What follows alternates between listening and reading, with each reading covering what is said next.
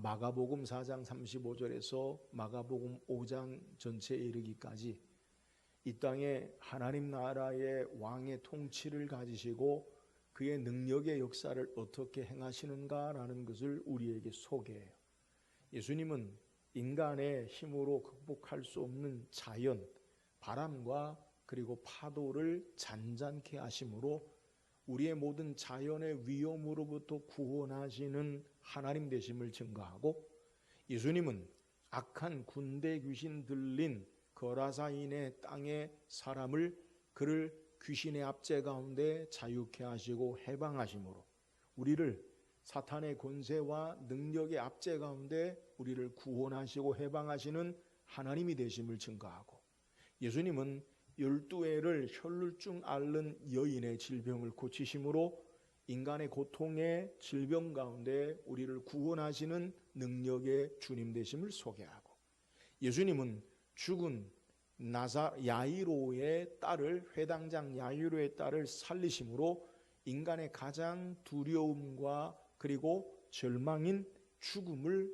이기시고 우리에게 생명으로 승리케 하시는 예수님 되심을 마가는 우리에게 소개해요. 예수님, 하나님 나라의 이 땅의 왕의 통치를 가지시고 역사하시는 예수님은 그 주님을 따르는 자들에게 이 땅의 자연과 우리의 삶에 극복할 수 없는 위험으로부터 우리를 보호하시는 분 되시고, 악한 사탄의 권세와 압제 가운데 우리를 건지시고 구원하시는 주님 되시고, 우리 인간의 질병의 고통으로부터 우리를 치유하시고 구원하시는 주님 되시고, 우리의 삶의 죽음의 절망 가운데 두려움 가운데 우리를 구원하시는 예수님, 이것이 하나님 나라의 왕의 통치를 가지시고 이 땅에 역사하시는 예수 그리스도 되심을 우리에게 소개해요. 이와 같이 자연과 사탄의 권세와 인간의 질병과 인간의 죽음으로부터 우리를 건지시고 구원하시는 능력의 주님이 바로 예수 그리스도시다. 이것을 마가는 우리에게 소개해요. 그런데 오늘 본문의 마가복음 6장의 시작은 예수님의 이런 능력의 역사를 계속하지 아니하고 예수님의 능력을 제한하시는 모습을 우리에게 소개해요. 예수님의 능력을 제한한다는 것은 다른 요소에 의해서 능력이 예수님이 제한받으시는 게 아니라 예수님 스스로 그의 권능과 능력을 제한하시는 모습을 우리에게 소개하는 거예요.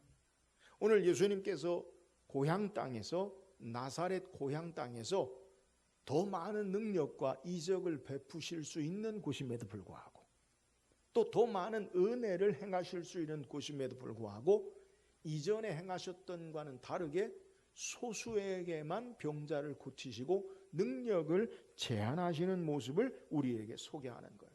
우리는 일반적으로 생각하면 예수님이 고향 땅에서는 더 많은 능력과 기적을 베푸시는 것이 마땅하지 않은가라고 생각할 수 있어요. 그리고 고향 땅 사람들은 예수님에 대한 소문을 듣고 죽은 자를 살리시고 자연과 바람과 파도를 잔잔케 하시고 질병에 있는 사람을 고치시는 그 예수님께서 우리 고향 사람이라는 것을 더 환영하고 기뻐하고 환대해야 될 것으로 생각하는데, 오히려 예수님을 배척하는 모습으로 그의 능력이 제한되는 모습을 우리에게 소개하는 거예요. 오늘 배척당하신다라는 표현은 단순히 거부한다, 멀리하는 것이 아니라 음모를 꾸며서 범죄에 빠뜨리는 것을 이야기하는 거예요. 그러니까 단순히 그냥 싫어하고 거부하는 게 아니라 그를 어떻게 음모에 빠뜨려서 그를 아주 힘들게 범죄자로 만드는 그러한 모습을 우리에게 소개하는 거예요. 예수님이 나사렛에서 공생애를 시작하시기 전까지 어머니 마리아와 더불어 그의 형제들과 더불어 예수님은 그 마을 사람들과 함께 사셨어요. 오늘 성경에도 예수님이 어떤 분이다라는 것을 많은 사람들이 이야기할 때 목수가 아니냐라고 그렇게 소개해요. 오늘 본문에. 근데 우리는 단순하게 목수라고 하면 나무에 관련된 일을 하는 사람으로 생각하는데 1세기의 목수는 나무에 관련된 일을 하기보다 오늘 우리의 이해로 따지면 종합 설비, 그러니까 뭐 만들기도 하고 수리하기도 하고 고치기도 하는 그러한 삶의 모습이에요. 그러니까 예수님께서 그동안 나사렛에서 고향 사람들과 누구든지 함께 삶 속에서 예수님을 만나고 삶 속에서 함께 생활한 분이 바로 예수님이에요. 그렇다면 이 예수님이 그들과 함께 있다라는 것, 그것은 자랑이요 영광이 돼야 돼요. 우리가 얼마 전에 대통령 선거를 치렀는데 대통령이 그 같은 아파트나 같은 어떤 마을에 산다. 그런 사람들이 좋아하죠. 아니 대통령이 우리 고향에서 났다. 여기에 대해서 아유 난 싫다. 물론 싫어하는 사람도 있겠죠. 근데 대부분 일반적인 것은요, 그것이 자랑이 되는 거예요. 근데 오늘 본문에 예수님이 이렇게 고향에 오셨을 때 고향의 사람들의 반응이 환영하고 기뻐하는 게 아니라 환대하는 게 아니라 오히려 배척하는 모습을 소개해요. 많은 기적과 더 많은 능력과 더 많은 풍성한 은혜를 베푸시기 좋은 조건의 환경과 여건인 고향에서 오히려 예수님은 극히 제한된 소수에게만 능력을 행하시는 것을 오늘 성경이 우리에게 소개하는 거예요. 그러니까 어쩌면 더 많은 주님의 은혜, 더 많은 주의 긍휼하심, 더 많은 하나님의 능력의 역사를 경험할 수 있음을 그들이 기회를 놓쳐버린 것을 우리에게 소개하는 거예요. 오늘 말씀을 통해서 예수님께서는 왜 고향 땅에서 능력을 제한하셨는지를 묵상하고, 오늘 우리의 신앙의 삶 속에서 주께서 우리에게 더 많은 은혜, 더 많은 능력, 더 많은 긍휼하심, 하나님의 기적의 은혜의 역사가 우리의 삶에 어떻게 이루어져야 하는지, 참된 예수님에 대한 바른 신앙의 삶이 무엇이 되는지 묵상하기를 원해요. 자, 그렇다면 예수님께서 왜 고향에서 많은 능력을 행하지 않으셨습니까? 오늘 본문 1절 2절을 같이 한번 읽어봅시다. 1절 2절 시작. 예수께서 거기를 떠나사 고향으로 가시니 제자들도 따르니라. 안식일이 되어 회당에서 가르치시니 많은 사람이 듣고 놀라 이르되 이 사람이 어디서 이런 것을 얻었느냐? 이 사람이 받은 지혜와 그 손으로 이루어지는 이런 권능이 어찌 됨이냐? 자, 오늘 예수님께서 이제 마가복음 5장에서 회당장 야이로의 딸을 죽은 가운데 살리시고, 이제 예수님이 사역의 장소가 1절에 우리에게 소개할 때 거기를 떠나서 고향으로 가셨다라고 소개하고 있어요. 그러니까 지금 예수님이 성경학자들이 하면 가버나움에서 이제 고향인 나사렛으로 이동하는 것, 장소적인 이동을 소개해요. 근데 나사렛을 성경이 뭐라고 소개하냐면 고향으로 우리에게 소개해요. 근데 그 고향에서 무엇을 하시느냐? 안식일이 되어 회당에서 가르치셨다. 자, 예수님이 행하신 것이 뭐냐? 주로 보면 예수님은 어디를 가시든지 그 회당에서 가르치셔요. 여러분, 그 이유가 뭐냐? 유대인들의 신앙과 그리고 문화와 삶의 중심이 어디에 있느냐? 회당에 있어요. 우리가 지난주에도 회당장 야이로에 대해서 묵상할 때 이 회당에 대해서 잠시 여러분에게 언급을 드렸는데, 그러니까 유대인들의 공동체의 신앙과 교육과 문화와 삶의 중심이 바로 회당이에요. 그래서 유대 탈무드에 보면 하나님은 1000개의 제물보다 회당에서의 1시간의 배움을 더 기뻐하신다. 근데 철저하게 유대인들은 회당 중심의 공동체의 삶을 함께해요. 그러니까 하나님 앞에 그들의 삶이 교육과 그리고 문화와 삶의 가치를 그 회당을 통해 그들이 함께하는 거예요. 자, 예수님께서 이제 안식일이 되어서 이 회당에서 무엇 하셨느냐? 오늘 본문에 회당에서 가르치셨다라고 소개하고 있어요. 그러면 회당에서 가르치신 것이 무엇입니까? 여러분, 회당에서 가르친다라는 것은 유대인들의 가르침, 철저하게 하나님의 말씀, 성경을 가르치는 거예요. 그러니까 예수님 당시의 성경은 무엇일까요? 구약 성경이죠. 그러니까 회당에서 예수님께서 구약의 하나님 말씀을 가르치신 것을 우리에게 소개해요. 그러니까 예수님 사역의 모습을 보면 예수님이 첫 번째로 행하신 것이 뭐냐? 그것은 선포하시고 가르치시는 것. 하나님 나라를 선포하시고 하나님의 말씀을 가르치시는 것. 이것이 예수님 사역의 중심이에요. 자, 오늘 예수님이 회당에서 안식일에 가르치셨어요. 그럼 무엇을 가르쳤느냐? 율법을 포함한 하나님의 말씀을 가르치셨다는 거예요. 자, 그런데 오늘 예수님의 이 하나님의 말씀, 성경, 구약 성경에 대해서 율법, 유대인들의 회당에서 율법을 가르치는데 이 율법에 대한 가르치심을 받는 이 고향 사람들의 반응을 성경이 소개하는데 오늘 2절에 뭐라고 이야기하느냐? 안식일의 회당에서 가르치시니 많은 사람이 듣고 놀라 이르되. 자, 예수님의 가르치심, 하나님 말씀을 전하시고 가르치셨을 때 그 회당에서 많은 사람들의 반응이 뭐예요? 듣고 놀랐다. 그러니까 예수님의 말씀을 들었어요. 그리고 그들이 어떻게 해요?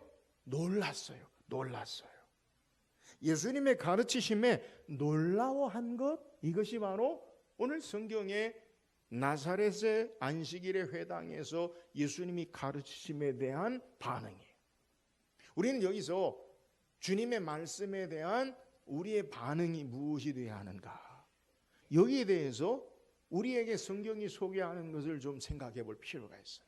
자, 오늘 예수님의 말씀에 사람들이 놀랐어요. 근데 예수님의 말씀을 가르칠 때 사람들이 놀란 것은 이번 한 번만 기록된 것이 아니라 성경 여러 곳에서 예수님이 가르치실 때마다 사람들의 반응이 공통된 점이 뭐냐? 놀라는 거예요. 마가복음 1장 27절에 보니까 다 놀라 서로 물어 이르되 이는 어찌미냐? 권위 있는 새 교훈이로다. 더러운 귀신들에게 명한즉 순종하는도다 하더라. 예수님 첫 번째 마가복음 1장에 안식일에 회당에서 귀신 들린 자를 고치셨을 때 사람들의 반응이 뭐냐? 가르치셨을 때 다 놀라 서로 물어 이르되 이는 새 교훈이로다. 이 사람들이요, 예수님이 안식일에 가르치실 때 가버나움에서도 놀랐어요. 오늘 나사렛에서도 사람들이 놀랐어요. 뿐만 아니에요. 우리는 지난주에 바로 앞서서 예수님께서 야이로의 딸을 죽은 야이로의 딸을 고치셨을 때 마가복음 5장 42절에 소녀가 곧 일어나서 걸으니 나이가 12살이라 사람들이 곧 크게 놀라거늘. 예수님이 행하신 것에 대한 반응이 뭐냐? 놀라는 거예요. 기적에 대해서. 그러니까 사람들은 예수님이 행하시는 가르치심, 예수님이 행하시는 놀라운 이적 역사를 보고 그들이 어떤 반응을 느끼느냐? 야, 놀라워. 야, 기이하다. 놀랍다. 경이롭다. 이게 사람들의 반응이라는 거예요. 근데 이렇게 놀랍고 경이롭게 여기는 반응, 그것이 바른 반응일까요? 마가는 우리에게 마가복음 11장 18절에 보니까 대제사장들과 서기관들이 듣고 예수를 어떻게 죽일까 하고 꾀하니 이는 무리가 다 그의 교훈을 듣고 놀랍게 여김으로 그를 두려워함일러라. 여러분, 오늘 대제사장과 서기관들이 예수님의 가르치심을 듣고 놀랐어요. 근데 놀랍고 그들이 반응이 뭐냐? 두려워하고 예수를 뭐 하려고 해요? 죽이려고 해요. 그러니까 오늘 사람들의 반응이 하나님의 말씀을 가르치시는 예수님의 말씀을 듣고 놀랐다라는 것이 어떤 반응이냐? 단순히 놀라는 것으로, 기이한 것으로 끝나거나 아니면 잘 이해를 하지 못하거나 아니면 오히려 놀라운 것으로 말미암아 예수님을 죽이려 하는 것을 우리에게 소개하는 거예요. 자, 오늘 본문에 나사렛에서 안식일의 회당에 예수님 고향에서 가르치실 때 사람들의 반응이 무엇입니까? 놀라워했어요. 그리고 놀라워한 결과가 무엇입니까? 3절에 예수를 배척해요. 예수님을 반대해요. 하나님의 말씀을 듣고 놀라워하는 것으로 충분하지 않다는 거예요. 아니, 놀라는 것, 그것은 아무 의미가 없다는 거예요. 예수님을 배척하고 예수님을 죽이려고 하고 놀라는 것으로 아무런 그들에게 유익이 없음을 우리에게 소개하고 있다라는 거예요. 사랑하는 여러분, 오늘 우리가 하나님 말씀을 듣고 여러분 기억하세요. 야, 놀랍다. 야, 기이하다 이것으로 끝나서는 안 돼요. 우리에게 아무 유익이 없어요. 예수님의 기적을 보고 놀라고 예수님의 말씀을 듣고 놀라는 것, 그것은 우리에게 아무런 유익이 되지 못한다라는 사실이요, 오히려 예수님을 더 반대하고 오히려 예수님을 죽이려고 하는 그러한 모습을 성경이 우리에게 소개하는 거예요. 예수님은 마가복음 4장에서 가르치신 하나님 나라에 대해서 가르치셔요. 비유로 말씀하시죠. 4가지 비유. 씨 뿌리는 자의 비유, 4가지 밭에 듣는 자의 비유, 등불의 비유에 대해서 소개하고요, 스스로 자라나는 비유에 대해서 소개하고 겨자씨의 비유에 대해서 소개해요. 그러면서 하나님 말씀에 대해 우리가 어떻게 반응해야 하느냐, 그걸 이야기하는 거예요. 여러분, 하나님 말씀에 대해서 우리가 어떻게 반응해야 합니까? 예수님은 마가복음 5장 9절에 말씀하시기를 또 이르시되 들을 귀 있는 자는 들으라 하시니라. 예수님이 가르치신 하나님 말씀에 대해서 우리가 어떻게 반응해야 하느냐? 들을 귀 있는 자는 들으라. 여러분, 들을 귀 있는 자는 들으라라는 말씀이 무엇입니까?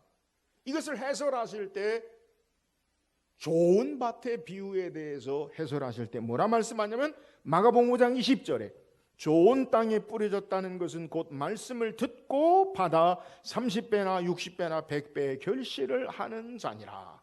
그러니까 들을 귀 있는 자는 들으라. 그런데 그걸 어떻게 듣느냐? 말씀을 듣고 받는다.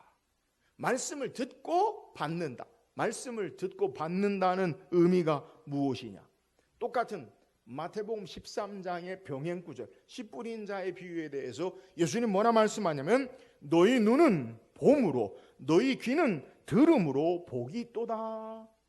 여러분, 무엇을 보아야 돼요?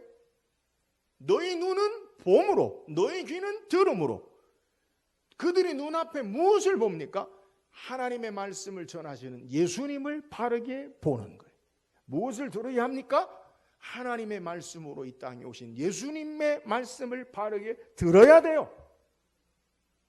우리가 하나님 말씀에 대해서 어떤 반응을 우리가 가져야 하느냐? 말씀을 통해서 예수님을 듣고 예수님을 영접하고 예수님을 환영해야 해요. 단순하게 놀라는 것으로 그치는 게 아니라 예수 그리스도의 진리의 말씀을 통해 예수님이 누구신지를 바르게 보고 예수의 진리의 말씀에 대해 하나님 나라의 왕으로 우리의 구주로 오신 그 주님에 대해 바르게 듣고 받고 영접하고 환영해야 된다라는 것을 우리에게 소개하는 거예요. 여러분, 중요한 초점이 뭐냐? 하나님 말씀을 통해서 우리가 들어야 하고 보아야 할 게 뭐냐? 무엇을 듣습니까? 예수님에 대해서 들어야 돼요. 무엇을 바라보고 살아야 합니까? 말씀을 듣고 예수님 바라봐야 돼요. 여러분, 설교가 뭐냐? 여러분, 이 시간 하나님 말씀을 듣고 우리의 초점이 예수님을 향해져야 함을 믿으시기를 주의 이름으로 축원합니다. 아무리요 훌륭한 설교라도요 예수 그리스도가 우리에게 들리지 않으면 안 돼요.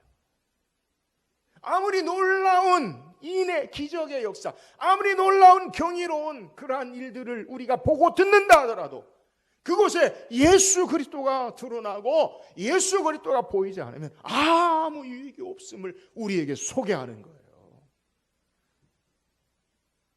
제가 코로나 때문에 여러분에게 설교할 때 주일날 강해 설교를 해요. 성경만 가지고 이야기해요. 에베소서를 그랬고 마가복음을 그렇게 해요. 어떤 분 그럽니다. 목사님 왜 그렇게 성경 하나만 가지고 이야기합니까? 왜 그런 줄 아세요? 말씀을 통해서 우리가 제대로 예수님을 듣고 예수님을 보도록 그렇게 여러분에게 말씀을 증거하는 거예요. 여러분, 말씀 한 구절 놓고 여러 소리 할 수 있어요. 내가 하고 싶은 말 할 수 있어요. 아니에요. 하나님의 말씀은 하나님의 말씀을 따라서 우리가 듣고 그 말씀을 통해 예수 그리스도를 보아야 돼요. 여러분, 참된 말씀은 내가 듣고 싶은 것을 듣는 게 아니에요. 예수님을 들어야 돼요. 그래야 우리의 삶의 변화가 일어나요.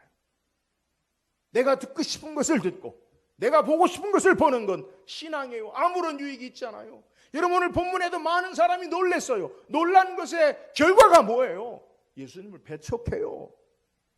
예수님을 듣지 않으면, 예수님을 보지 않으면 우리의 신앙이 유익이 없어요. 여러분 기억하세요. 우리의 신앙의 삶이 하나님 말씀을 통해 예수 그리스도를 듣고 예수 그리스도를 만나고 주님의 말씀을 바르게 듣고 신앙하는 것, 이것이 참된 신앙의 삶임을 믿으시기를 주의 이름으로 축원합니다. 오늘 우리가 듣고 깨달아야 할 것, 예수님이에요. 여기에 능력의 역사가 나타나고요, 변화의 역사가 나타나요. 오늘 우리가 예수 그리스도를 만나지 않으면, 예수 그리스도를 듣지 않으면 아무 유익이 없어요. 놀라우는 것으로, 감탄하는 것으로, 경이로운 것으로 끝나는 것은요, 삶의 변화가 없어요. 말씀을 통해 예수님 만나야 예수 그리스도로 말미암아 우리의 삶이, 인격이 변화되고 삶이 변화되고 하나님의 참된 거룩한 백성으로 하나님의 능력의 역사를 행하는 자가 되어지는 거예요.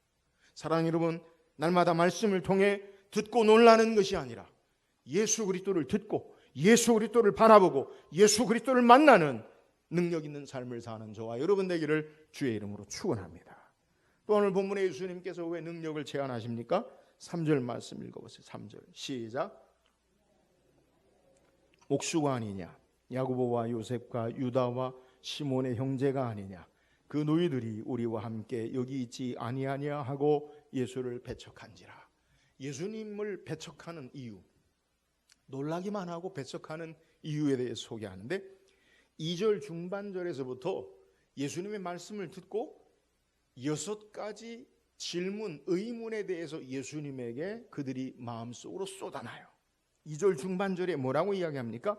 이 사람이 어디서 이런 것을 얻었느냐, 가르치심의 기원이 뭐냐, 이 말은 어디 출신이냐, 무엇을 배웠느냐, 그런 거예요. 지금으로 하면 학벌 따지는 거죠.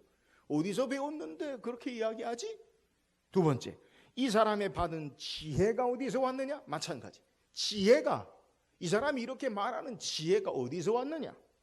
또 그 손으로 이루어지는 권능이 어찌 됨이냐? 이 권능은, 능력은 어떻게 된 것이냐? 또 이 사람이 마리아의 아들 목수가 아니냐? 이 말은 직업을 따지는 거예요. 이 사람 어디 출신? 이 직업의 목수 아니었어? 또 야고보와 요셉과 유다와 시몬의 형제가 아니냐? 가문 따져요. 누구 집 사람인데? 또 그 너희들이 우리와 함께 여기 있지 아니하냐? 고향에 우리와 함께 살지 아니하냐? 여러분, 예수님에 대해서, 가르치심에 대해서, 그 가르침에 듣고 놀라면서 사람들이 반응이 뭐냐? 사람들이 6가지 질문을 막 쏟아내는 거예요. 누구의 아들이고, 어머니는 누구고, 형제들은 누구고, 우리 함께 살고, 출신을 알고, 학벌을 알고 다 아는데 이 모든 것이 어디서 얻었느냐? 여러분, 예수님에 대해서 그들이 가지고 있는 일반적인 생각과 경험으로 예수님을 폄하하는 것을 우리에게 소개해요. 세상의 가치와 기준을 따라 출신이 어떻고, 학벌이 어떻고, 배경이 어떻고, 외모가 어떻고, 환경이 어떻고 보이는 것으로 판단하고 평가하는 모습을 우리에게 소개해요. 자신들의 편견으로 우리가 다 안다, 아버지도 알고 어머니도 알고 형제도 아는데 이 능력이 어디서 왔냐라고 예수님에 대해서 부정적으로 바라보는 거예요. 그런데 예수님의 고향의 나사렛 사람들은 자신이 가지고 있는 정보와 편견과 보이는 세상적인 가치와 외적인 것으로 말미암아 예수님을 대함으로 예수님을 배척하고 예수님의 능력의 역사를 제한하는 모습을 우리에게 소개하는 거예요. 사랑하는 여러분, 오늘 현대사회에 중요한 게 뭐냐? 정보예요. 정보. 중요하죠. 고급 정보가 있으면 더 나은 삶으로 나갈 수 있어요. 이 정보 전쟁이라고 이야기해요. 여러분, 기업들도 마찬가지고 좋은 정보, 고급 정보, 이게 우리의 삶을 달라지게 해요. 여러분, 그 정말 중요한 거예요. 그러나 우리의 눈에 보이는 가진 지식과 정보가 전부가 아님을 우리는 깨달아야 돼요. 우리의 눈에 보여지는 가치가 전부가 아님을 우리는 알아야 돼요. 무슨 말이냐? 보이는 그대로의 삶이 전부가 아님을 우리는 깨닫고 보이지 않는 깊은 것을 바라볼 줄 아는 삶의 통찰력, 이것이 우리에게 있어야 돼요.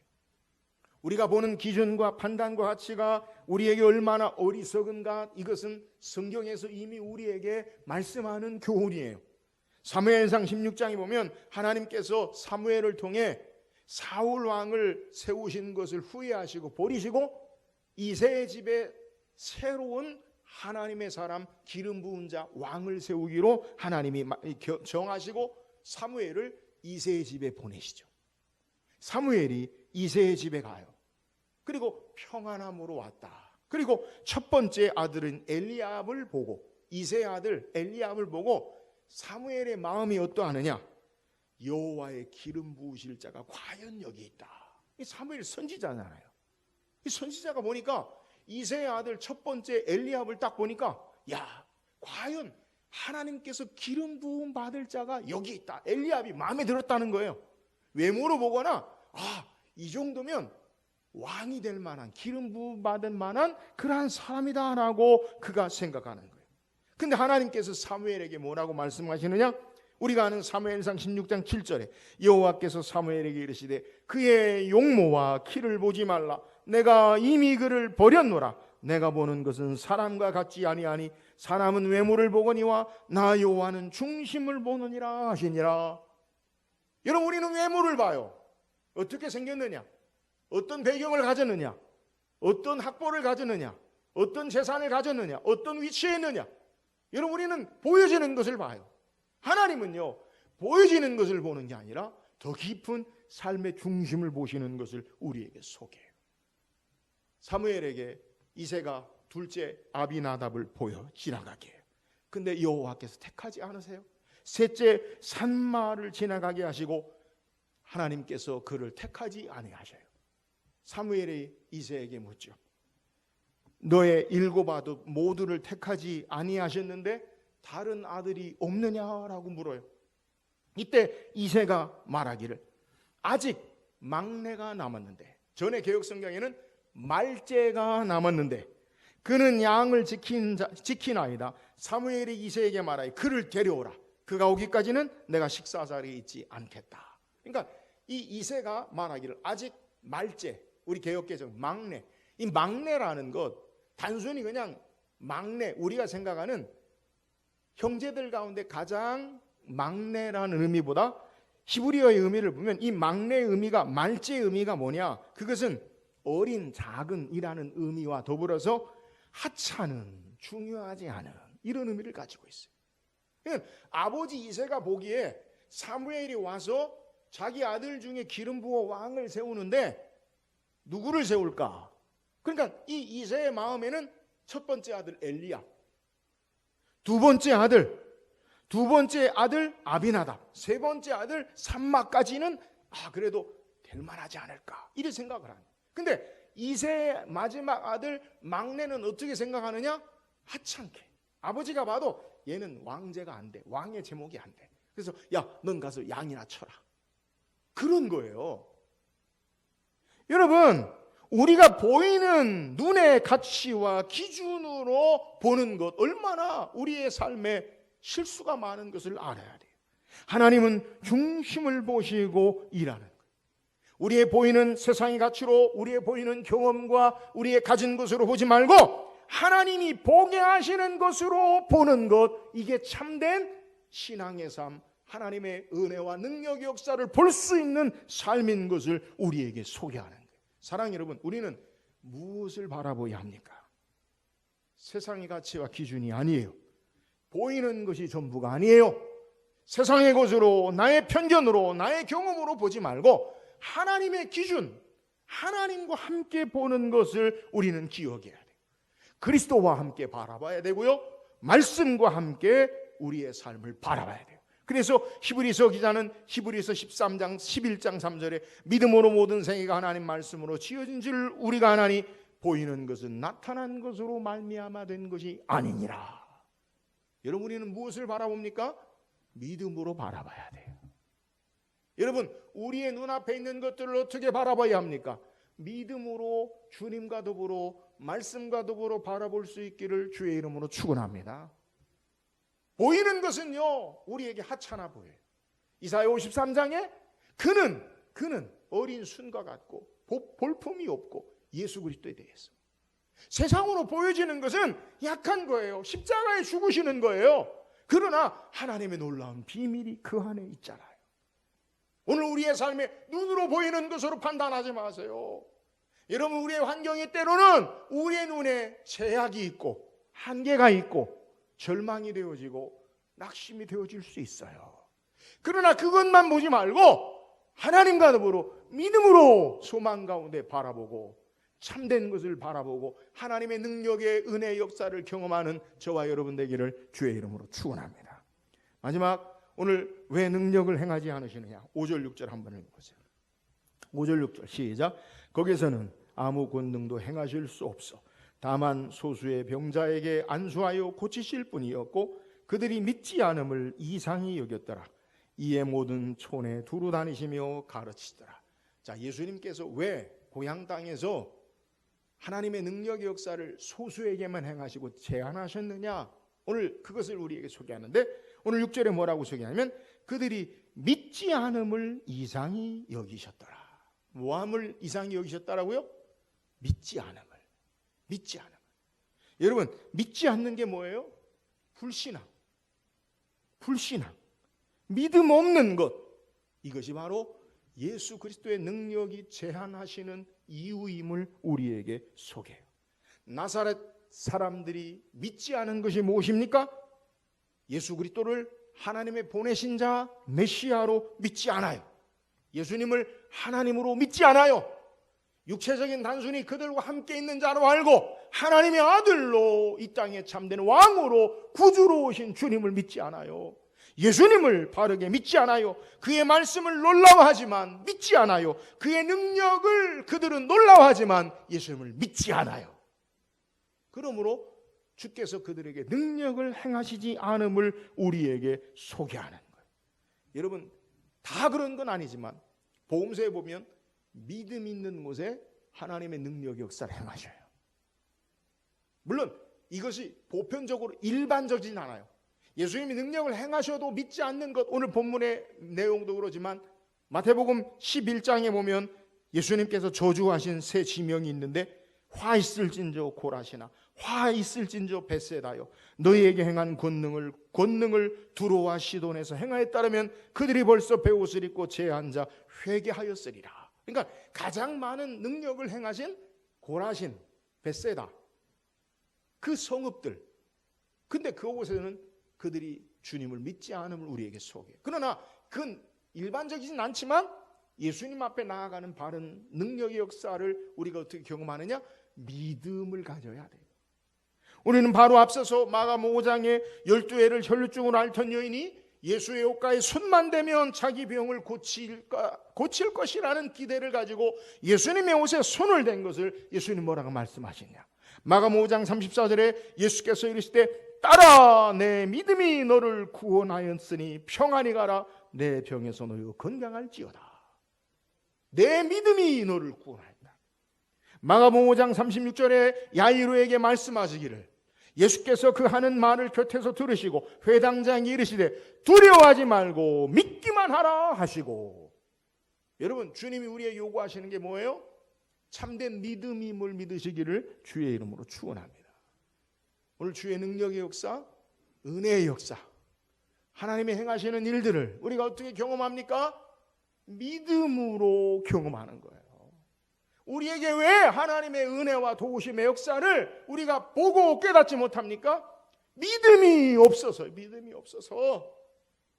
삶의 문제는 예수님이 능력이 없으신 게 아니에요. 믿지 않기 때문에 능력을 행하시지 않으셨다는 거예요.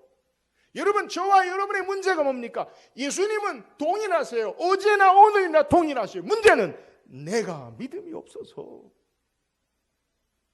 여러분, 믿음이 있는 것 같기도 하고 없는 것 같기도 하고. 이게 우리의 문제 아니에요? 어떤 때는 믿음이 있는 것 같기도 하다가 어떤 때 보면요 전혀 믿음이 없어요. 예수님께서 이 믿음에 관한 문제에 대해서 예수님이 우리에게 비유로 말씀하시는데, 누가복음 18장 8절에 보니까 내가 너희에게 이르노니 속히 그 원한을 풀어주시리라. 그러나 인자가 올 때 세상에서 믿음을 보겠느냐 하시니라. 여러분, 예수님이 보기를 원하시는 믿음이 뭔지 아세요? 누가복음 18장 1절이 뭐냐? 한 과부와 불의한 재판관의 비유예요. 어느 마을에 한 과부가 불의한 재판관과 함께 사는데, 과부가 원한은 섞인 어려운 문제를 겪었어요. 그래서 불의한 재판관에 와서 자기의 문제를 해결해 달라고 해요. 근데 이 사람은 누구냐? 불의한 재판관이니까 거들떠보지도 않죠. 근데 이 여인이, 과부가 자꾸 가서 귀찮게 하니까 불의한 재판관이 스스로 생각하기를 내가 귀찮다. 그래서 그 과부의 원한을 풀어주겠다. 그렇게 이야기해요. 그러면서 성경이 뭐라고 이야기하느냐? 누가복음 18장 7절 8절에 하물며 하나님께서 그 밤낮 부르시는 택하신 자들의 원한을 풀어주지 아니하시겠느냐? 그들에게 오래 참으시겠느냐? 내가 너희에게 이르노니 속히 그 원한을 풀어주시리라. 그러나 인자가 올 때 세상에서 믿음을 보겠느냐? 여러분, 이 믿음이 뭐예요? 누가복음 18장 1절에 항상 기도하고 낙심하지 말 것을 저희에게 비유로 말씀하여 이르시되. 예수님이 보기 원하시는 믿음이 뭐예요? 항상 기도하고 낙심하지 말 것을 비유로 말씀하는 것. 이게 믿음이에요.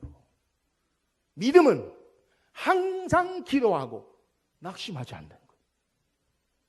눈에 보이는 대로 환경이 나를 이렇게 만들었다, 사람이 나를 이렇게 만들었다, 낙심하는 거 아니에요. 항상 기도해요. 여러분, 낙심하는 마음이 들걸랑 무엇하여? 기도하시기를 주의 이름으로 축원합니다. 기도하세요. 이게 믿음이에요.